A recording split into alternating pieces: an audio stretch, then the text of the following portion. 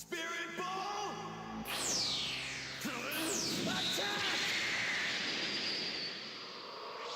Why hello Dragon Ball fans, it is me, Halusa the Tuffle, and today I'd like to talk about what if Yamcha was a Saiyan. After looking around the internet at different forums and different discussions, I've seen that a lot of people have had this theory themselves, as most of you have thrown this theory out due to the fact that Yamcha is weaker than the other Saiyans. But I myself thought that this was quite a fun idea, so I decided to do a small review on it. And so I say, and welcome to What If Yamcha is a Saiyan? Dun dun dun. If we start at the beginning, it makes it easier to move through the flow. So, let's get started. So to begin with, there isn't a lot that we actually know about Yamcha's past, except for that he was a desert bandit. And according to the Dragon Ball Wiki, Yamcha's date of birth is March 20th, age 733. This fact isn't necessarily important, but in age 747 is when he met Pa, which would make Yamcha 14 years old.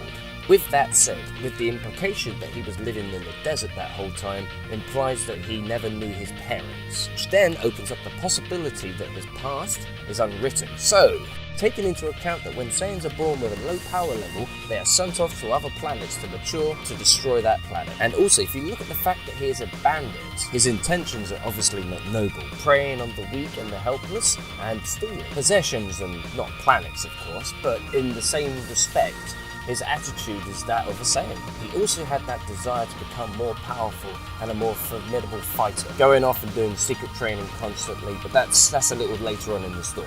And of course his cocky attitude, which every Saiyan seems to possess, which unfortunately for Yamcha did become his downfall, constantly underestimating his opponents, but then in return also being underestimated himself. Now, let's have a look at Yamcha's power. So, in Dragon Ball, Yamcha was the first character to actually use a special fighting technique, the Wolf Fang Fist, Yamcha's trademark attack, which unfortunately he never used in Dragon Ball Z, but it did return in Dragon Ball Super, the baseball episode.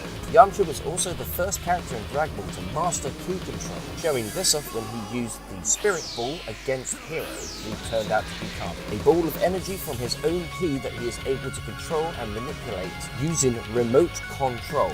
Another move of which Yamcha mastered was also the Kamehameha Wave, a technique developed by Master Roshi and then taught to his turtle disciples, Yamcha, Krillin, and of course Goku. He also has the ability to fly and improve his technique and strength with every fight, much like a Saiyan, although I doubt that he gets any kind of Zenkai boost. With Yamcha's overconfidence and arrogance in some respects also gave him the attitude of a Saiyan. Let's take a look at Yamcha's looks. Now, it's implied and not stated that full-blooded Saiyans have natural black hair. And although Vegeta states in an episode of Dragon Ball Z that a Saiyan's hair never changes from the day they are born, that's not to say that if a Saiyan cuts their hair doesn't grow back to the same style of their birth. If we look at Raditz as an example, there we are. Not that Raditz has ever had a haircut, but you understand the principle I'm making. If Raditz's hair was that long and he cut it, would it grow back to that length and stay the same style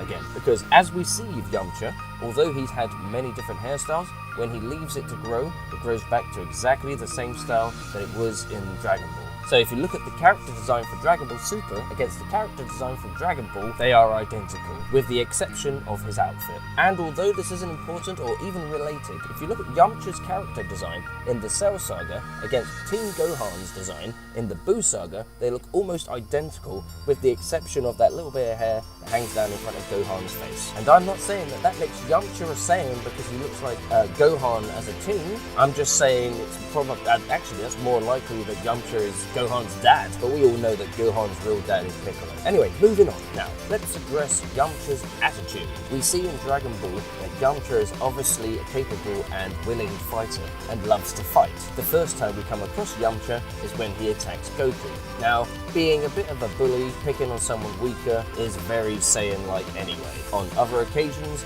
Yamcha seems to think he's got the fight already in the bag before he's even started, because he underestimates his opponent without testing their power power level, thinking himself more superior to begin with. His cocky attitude is almost reminiscent of Vegeta when you first see him in the saga.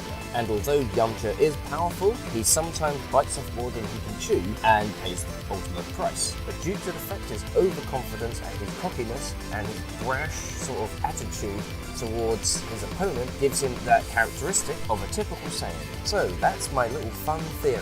I think if they had made that a twist in the show and it just turned out that Yamcha was just one of those few Saiyans that was just weaker than average, although it would have become the ultimate meme, I think it could have been funny and played in, especially if by accident he managed to unlock the Super Saiyan transformation and then realized from that point on, oh, I'm a Saiyan, oh, maybe I'll just start acting like one. Imagine if Yamcha was a Saiyan, the potential for the show itself. Although towards the end of Dragon Ball Z and most of Dragon Ball Super so far, Yamcha hasn't really played that much of a role. But if Yamcha managed to realize or somehow find an indication that he was a Saiyan, it could have a lot of potential for the future of Dragon Ball Super itself.